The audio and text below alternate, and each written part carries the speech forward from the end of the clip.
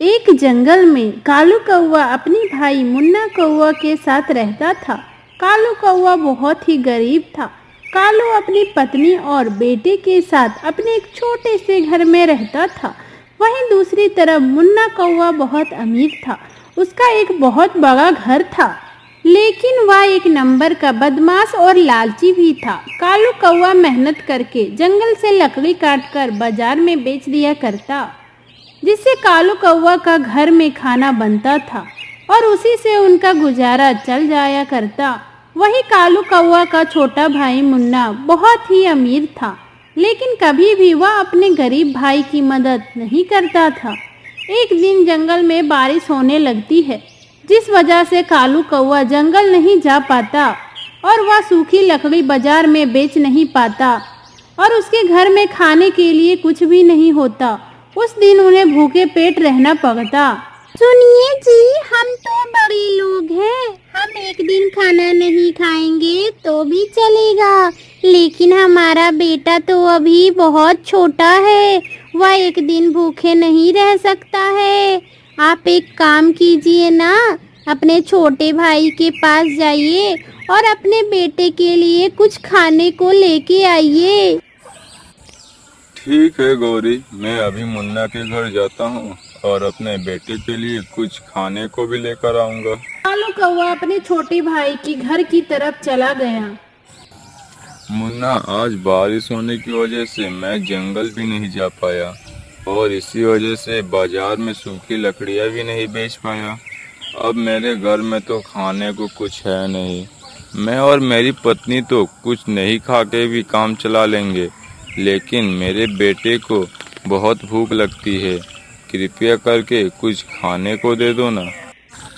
अरे भैया, तुम्हारे घर में खाने को कुछ नहीं है तो इसमें मैं क्या कर सकता हूँ। आपको देने के लिए कुछ भी नहीं है मेरे पास। आप अपने घर जाए और आराम करें। क्या हुआ जी, आप खाली हाथ वापस आ गए? गौरी, मुन्ना ने तो मुझे कुछ भी नहीं दिया। वो बहुत ही स्वार्थी इंसान बन चुका है। उसे दूसरों की तो बिल्कुल भी परवाह नहीं होती है। बेटे, आज तुम्हें खाली पेट ही सो जाओ। कल सुबह होते ही तुम्हारे लिए कुछ न कुछ खाने का इंतजाम जरूर कर दूंगा। सभी लोग भूखे पेट ही सो जाते हैं। अगले दिन रोज की तरह कालू जंगल से सूखी लकड़ियां लाकर बाजार में बेचने लगता है और अपना घर चलाता है। एक दिन कालू कौवा की तबीयत खराब हो जाती है और कालू अपनी पत्नी से कहता है, गौरी, 5 दिन से मेरी तबीयत खराब है। जो भी पैसे बचे थे वो भी अब खर्च हो गए हैं। अगर मैं कल सूखी लकड़ियाँ लाने नहीं जाऊंगा तो कल घर में खाने को कुछ भी नहीं रहेगा। कल मुझे जंगल जाना ही पड़ेगा। ये आप कैसी बात कर रहे हैं जी? ऐसी स्थिति में आप जंगल कैसे जाएंगे? आपकी तबीयत ठीक नहीं है और आप काम करने की स्थिति में बिल्कुल भी नहीं है। ऊपर से आप अपने आप पे ध्यान दीजिए, अपनी सेहत भी ख्याल रखिए। आप ठीक हो जाइए, उसके बाद काम करने जाइएगा, लेकिन अभी मैं आपको कहीं भी नहीं जाने दूंगी। पिताजी, आप परेशान मत होइए। आपकी जगह जंगल कल मैं चला जाऊंगा और जंगल से सूखी लकड़ियाँ लेकर बाजार में बेच दूंगा। आपकी तबीयत जब तक खराब है तब तक मैं जंगल से सूखी लकड़ियाँ लाकर और बाजार में बेच दिया करूंगा। इसके मदद से हमारी घर का तो खर्च चल ही जाएगा। लेकिन बेटा, यह बहुत मेहनत वाला काम है, तुम नहीं कर पाओगे। तुम अभी तो बहुत छोटे हो। पिताजी, मैं आपके लिए बड़े से बड़े काम कर सकता हूँ। यह तो मेरे लिए कुछ भी नहीं है। आप देखिएगा, कल मैं जंगल से सूखी लकड़ियाँ लेकर बाजार में बेचने भी जाऊँगा। इतना बोलकर रोहन अपने घर से कुल्हाड़ी लेकर निकल जाता है और जंगल में आता। रोहन एक छोटा बच्चा था, इसलिए वो छोटे छोटे पेड़ों के पास आता है रोहन एक छोटे पेड़ को काटने वाला होता है, लेकिन तभी रोहन रुक जाता और कहता है, यह तो बहुत ही छोटा पेड़ है।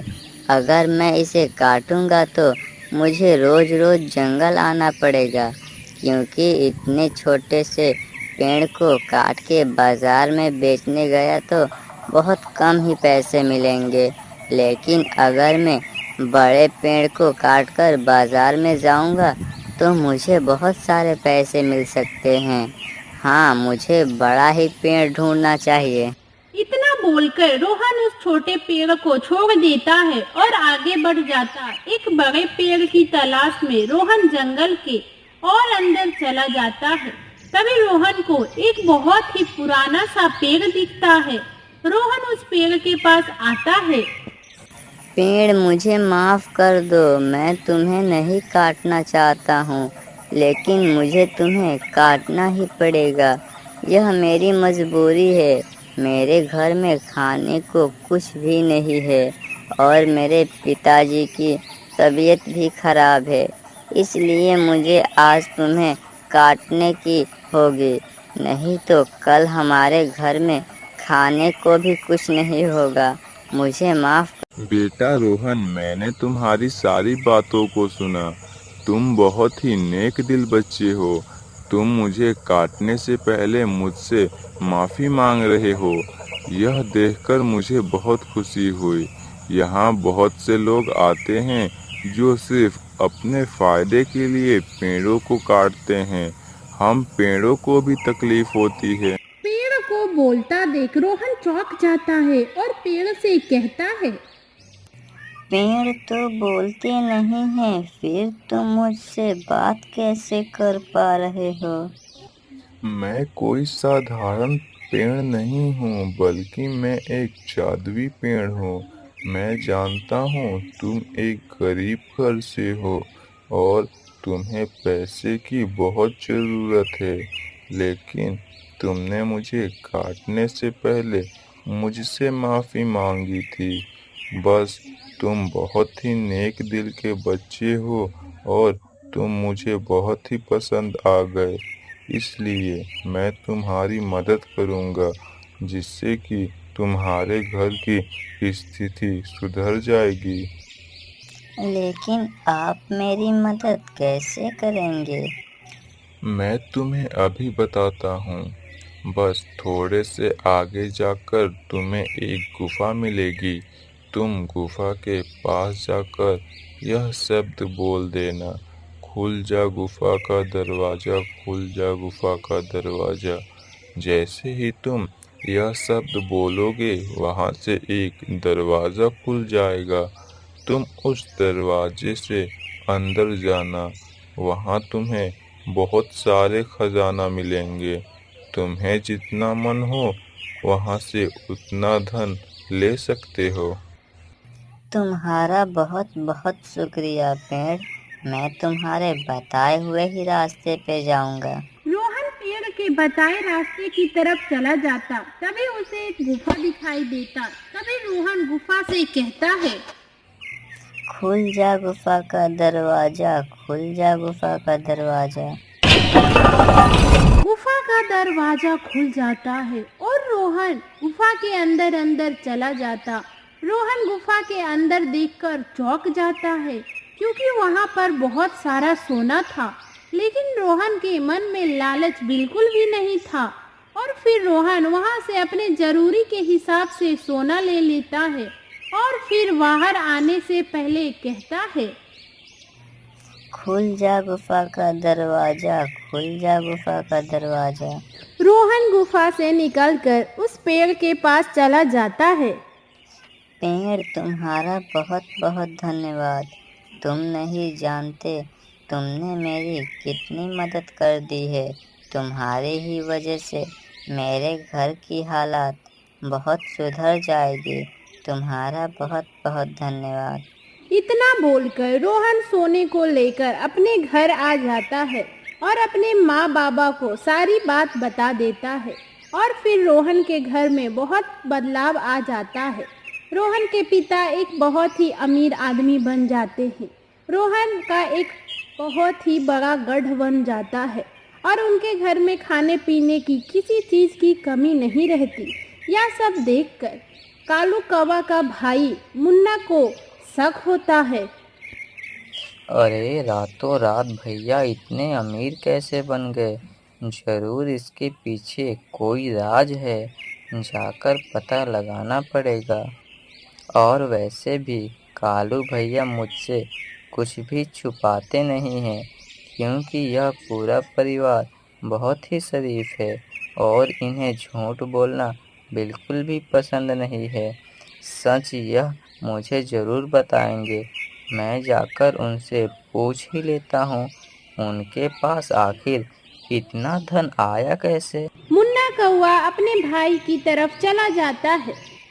भैया, कल तक तो आपके घर में खाने को भी कुछ नहीं था, यहाँ रातों रात आप इतने अमीर कैसे बन गए? इसके पीछे क्या राज है? आप मुझे बताएं भैया। और फिर कालू कौवा मुन्ना को सारी बात बता देता है। कालू की बात सुनने के बाद मुन्ना के मन में लालच जाग जाता। मुन्ना कौवा बिना देरी किए वहाँ से निकल जाता है और उसी जंगल में आता है और गुफा को ढूंढते हुए गुफा के पास पहुँच जाता है और कहता है, खुल जा गुफा का दरवाजा, खुल जा गुफा का दरवाजा।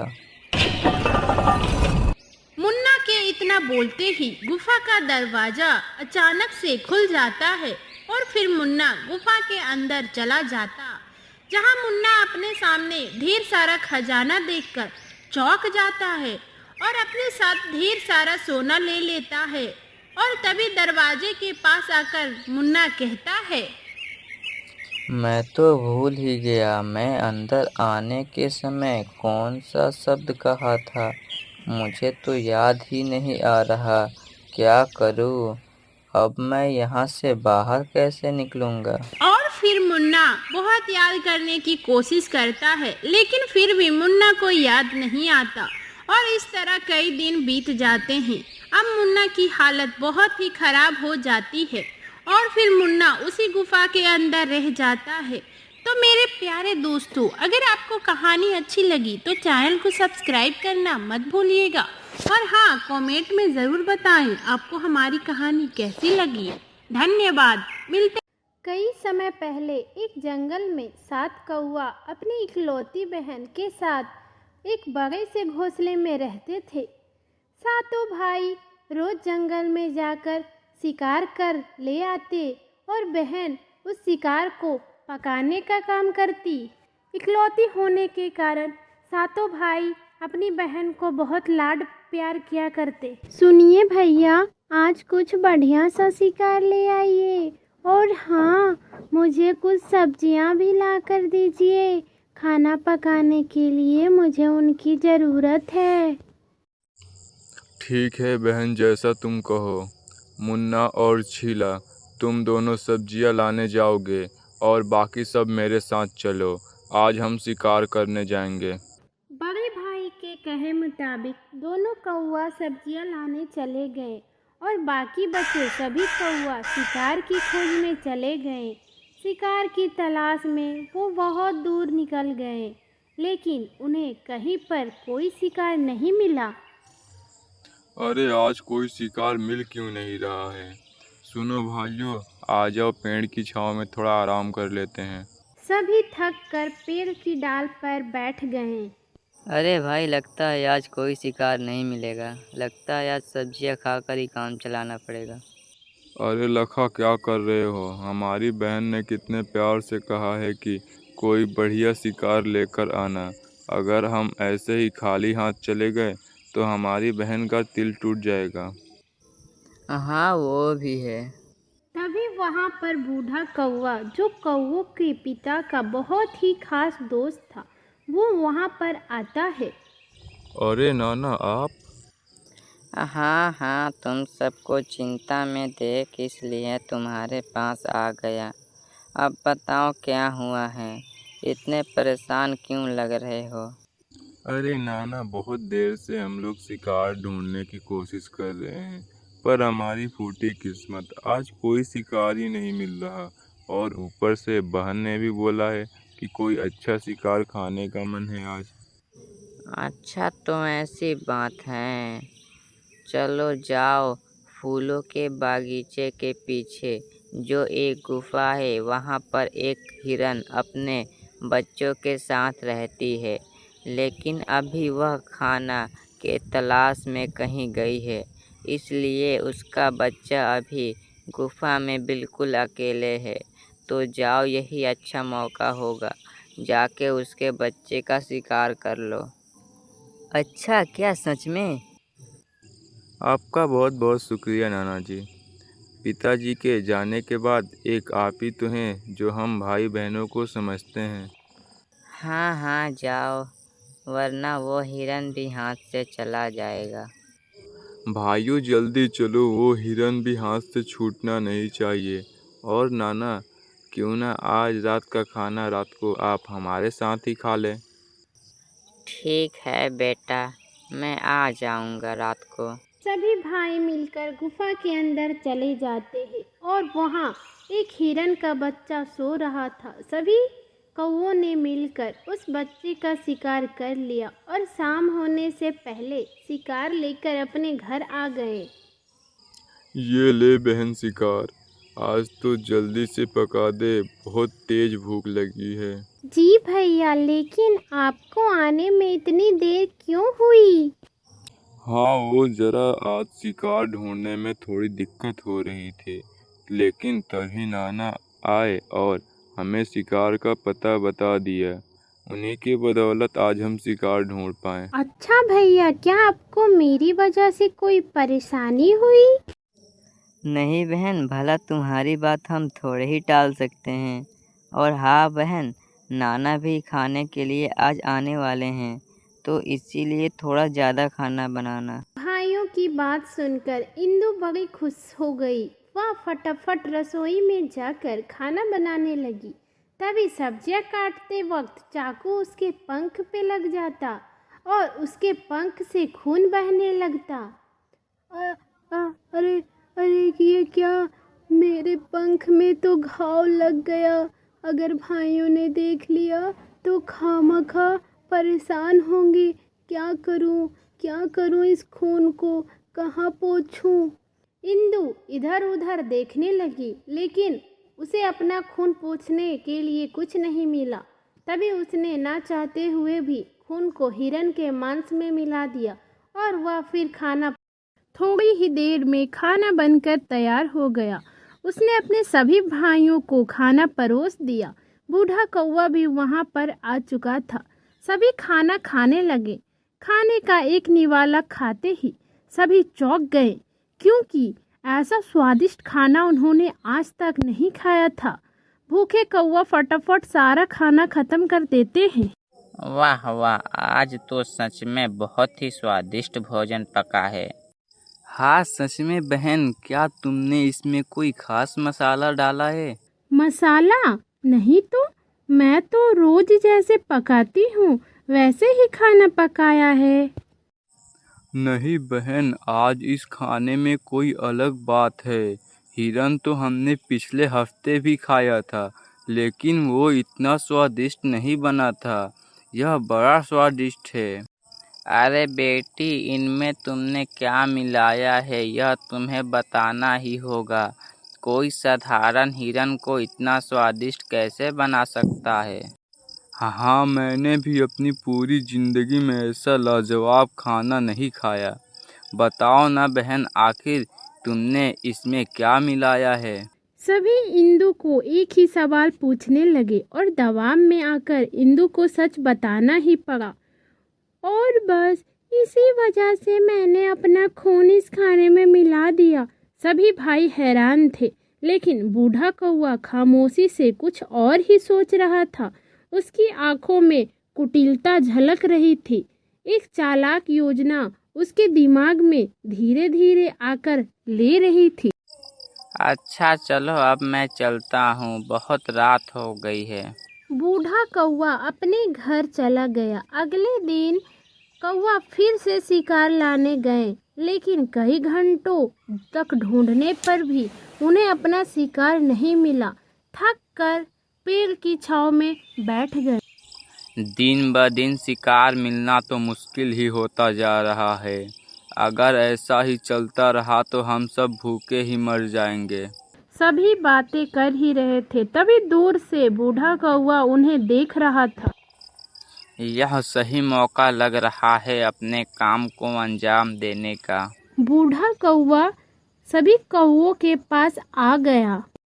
क्या हुआ कौवा, वो आज भी तुम्हें शिकार नहीं मिला? हाँ नाना, शिकार मिलना तो बड़ा ही मुश्किल हो गया है। अरे तुम जैसे बेवकूफ़ कौवा को तो मैंने आज तक नहीं देखा। तुम्हारे घर में इतना बढ़िया शिकार होते हुए तुम धूप में भटक रहे हो। क्या हमारे घर में? ये आप क्या कह रहे हैं नाना? हाँ, हम कुछ समझे नहीं। आप किसकी बात कर रहे हैं? अरे तुम्हारी बहन। बूढ़ा कौवा की बात सुनकर कौवा बहुत गुस्से में आ गया। बड़ी ऊंची बात कर दी नाना आपने। हम आपकी उम्र का लिहाज कर रहे हैं, इसीलिए आप अभी तक यहाँ पर खड़े हैं। अगर आपकी जगह पर कोई और होता तो उसका सिर धड़ से अलग हो गया होता अभी तक। अरे ठंड रख भैया, मेरी पूरी बात तो सुन ले। नहीं, हमें आपकी कोई बात नहीं सुननी। अरे छीला, तुम समझ नहीं रहे हो। तुम सबका तंदुरुस्त रहना कितना ज़रूरी है। मैंने कहा आप चुप रहिए वरना। सभी बहुत गुस्से में थे, लेकिन उनमें से एक कौवा को बूढ़ा कौवा की बात अच्छी लग रही थी। अरे छीले, नाना क्या कहना चाहते हैं, पहले पूरी बात तो सुन ले। आप बोलिए नाना। हाँ, आप मेरी बात ध्यान से सुनो। मुझे एक बात बताओ, कल जो तुमने हिरन खाया था, क्या उसका स्वाद तुम्हारे मुंह से चला गया? अरे क्या कह रहे हैं नाना, उसे याद करते ही स्वाद झट से मुंह में आ जाता है। हाँ, जरा सोचो कौवा, वो अगर तुम्हारी बहन की कुछ बूंदें उसमें गिर गई तो वह कितना स्वादिष्ट हो गया था। और सोचो, अगर तुम्हारी पूरी बहन ही खाने को मिल जाए तो वह कितना स्वादिष्ट और पौष्टिक होगा। सभी कौवा बूढ़ा कौवा की बातों में आने लगे। बस नाना, बस बहुत कर ली आपने बकवास। ठीक है तो बैठो ऐसे ही भूखे। जरा देखो मेरी तरफ। मैंने मेरी जवानी में बहुत सारे पक्षी और जानवर खाए हैं, इसीलिए अभी तक जिंदा हूँ। वरना तुम्हारे पिताजी जो पूरी जिंदगी छोटे पक्षी खाते रहें, इसीलिए वह जल्दी गुजर गए। अब लगता है भूखमरी की वजह से हमारी भी हालत उनके ही जैसे हो जाएगी। ऊंची सोचो भाया, ऊंची सोच। अगर तुम्हें अपने आप को तंदुरुस्त रखना है तो तुम्हें अपनी स्वादिष्ट बहन को अपना निवाना बनाना पड़ेगा। अच्छा, तुम कुछ भी कह लो, लेकिन हम तुम्हारी बात नहीं मानने वाले। मान गए, हम मान गए हैं नाना। क्या भैया, आप ये क्या कह रहे हैं? इस बूढ़ा कौवा की बात में मत आइए। तू चुप कर छीले। बड़े भैया मान गए मतलब हम सब मान गए। क्यों भाइयों? सभी भाइयों ने हाँ में जवाब दिया। हाँ भैया सही कह रहे हैं। हाँ, अगर हम ही कमज़ोर हो गए तो क्या फ़ायदा। सभी ने बूढ़ा कौवा की बात मान ली, सिवाय छोटे भाई छीला के। उसका मन यह सब करने के लिए नहीं मान रहा था, लेकिन बड़े भाइयों के आगे वो कुछ बोल नहीं सकता था। सभी कौवा बूढ़ा कौवा को लेकर अपने घर वापस आ गए। अरे भैया, आज तो आप बड़ी जल्दी वापस आ गए। क्या हुआ? क्या आज भी आपको शिकार नहीं मिला? नहीं बहन, अंदर आओ, हमें तुमसे कुछ काम है। ठीक है। सभी घर के अंदर चले गए। अंदर जाते ही सभी भाइयों ने अपनी बहन को घेर लिया। अरे भैया, बताइए ना क्या काम है? आज आपको शिकार नहीं मिला, इसलिए आप परेशान हैं क्या? नहीं बहन, हम परेशान नहीं हैं, क्योंकि हमें तो हमारा शिकार मिल ही गया है। अच्छा, तो कहाँ है शिकार? लाइए, मैं जल्दी से उसे पका देती हूँ भाई। तुम ही हो वो शिकार जिसे आज हम पकाकर खाएंगे। अपने भाइयों की बात सुनकर इंदु को अपने कानों पर विश्वास नहीं हो रहा था। अरे मेरा मुंह क्या देख रहे हो? जल्दी से इसे रस्सी में बांध दो, कहीं ये भाग ना जाए। भैया भैया, ये अब क्या कह रहे हैं? भाइयों ने अपनी बहन को रस्सी से बांध दिया। आपको क्या हो गया भाइयों? मैं जानती हूँ मेरे भाई ऐसा नहीं कर सकते। बहन भाइयों के सामने गिड़गिड़ा रही थी, लेकिन शायद भाइयों को अपनी भूख के आगे कुछ नहीं दिख रहा था। नाना, आपके कहे अनुसार हमने हमारी बहन को बांध दिया है, अब बस इसे मारने की देरी है।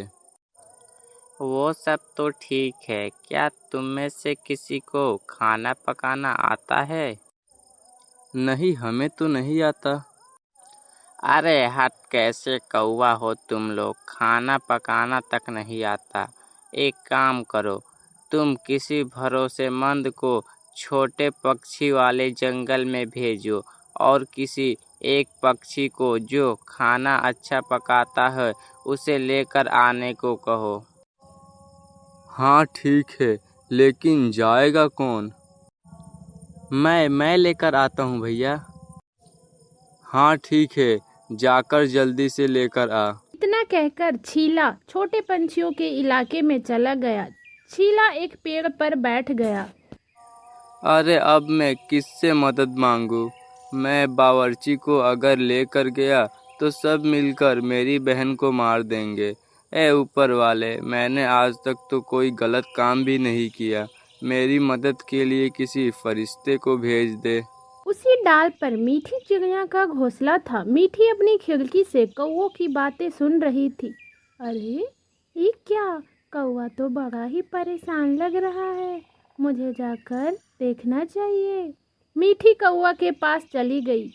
सुनिए कौवा भाई, आप परेशान लग रहे हैं, क्या बात है?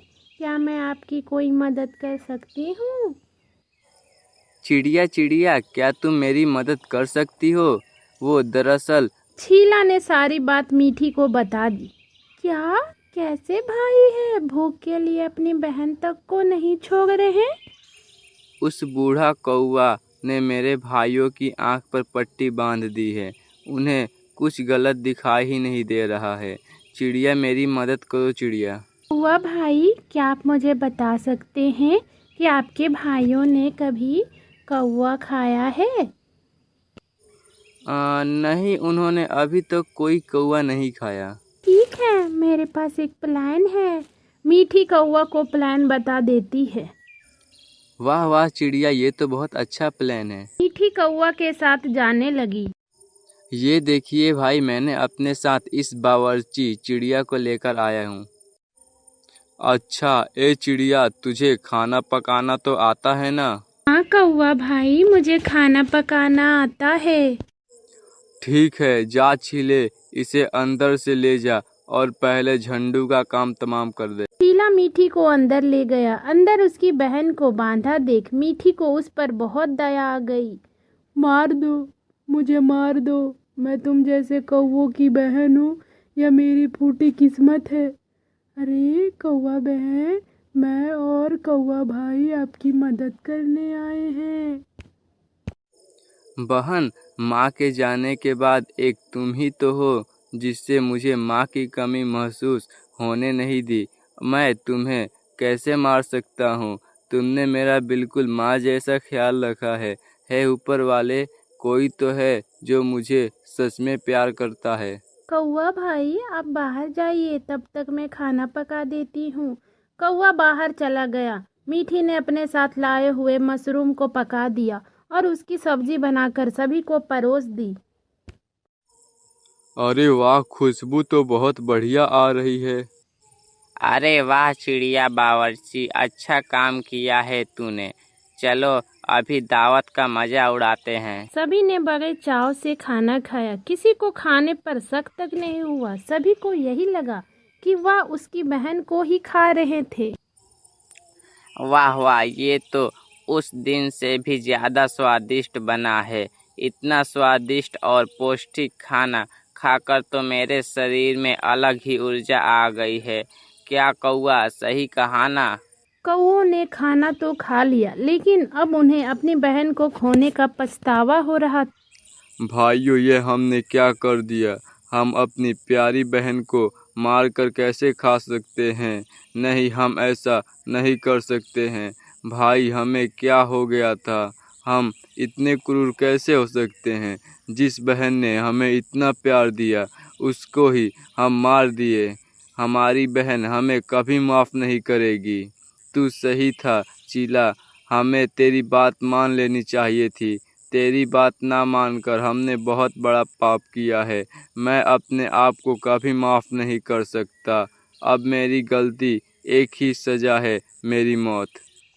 रुक जा लखा, तूने अकेले नहीं बल्कि हम सब ने मिलकर यह गिरा हुआ काम किया है।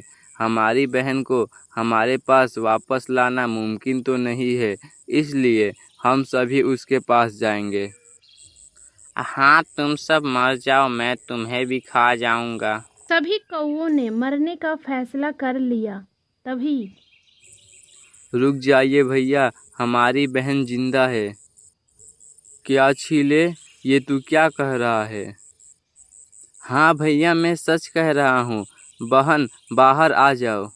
कौओं की बहन बाहर आ गई। बहन को जिंदा देखकर सभी भाइयों को ऐसा लगा जैसे उन्होंने उनकी जिंदगी की सारी खुशियाँ वापस मिल गई हो। अरे ये जिंदा कैसे है? देख क्या रहे हो कौआ, मार डालो इसे। नहीं, बहुत हो गया बूढ़ा कौआ, अब हम तेरे बहकावे में नहीं आने वाले हैं। अच्छा, तुम ना सही, मैं ही इसका काम तमाम कर देता हूँ। तो अब तू मरेगा, आज तो मैं तुझे नहीं छोड़ूंगा। बूढ़ा कौवा वहां से भागने लगा। लखा भी उसे पकड़ने के लिए पीछे चला गया।